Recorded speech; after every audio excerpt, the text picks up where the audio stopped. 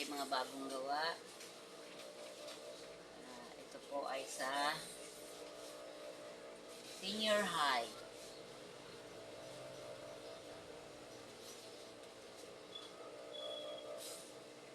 Gawa po tayo ng kanilang pangsayaw. Marami po ito tatlong section po to.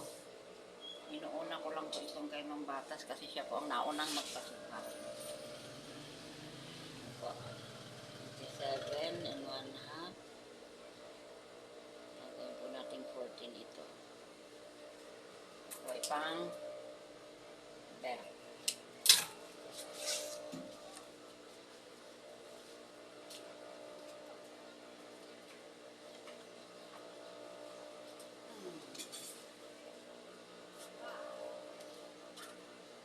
Ito po ang magiging yari nito.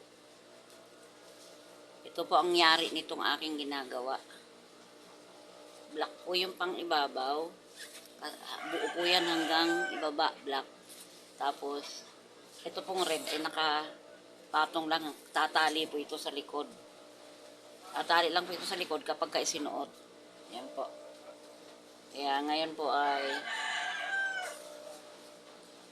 hindi pa po ako magtabas nitong dress.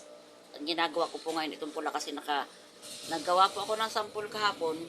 Naka-red po tayo sa sinulid. Kaya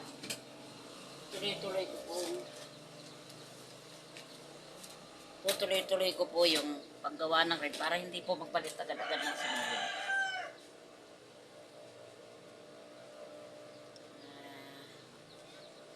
Ito po.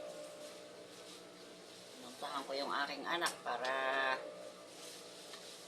patulungin. At marami po kasi ito eh. Ito pong dress na ito ay 11. Tapos yung pong magawa pa po ako ng chaleco eh. Yung chaleco po ay 12.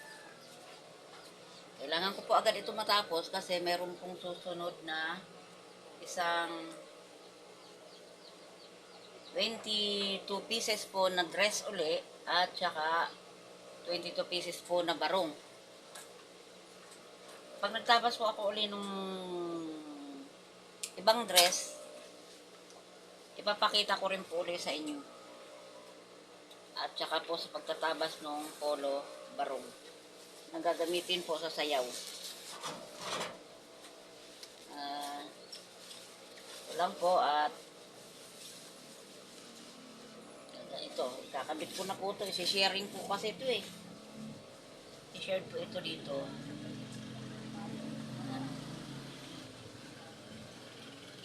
O, kaya ito po, pagkayari pong ganyang tinatahi kong isi-sharing ay ganito na po siya.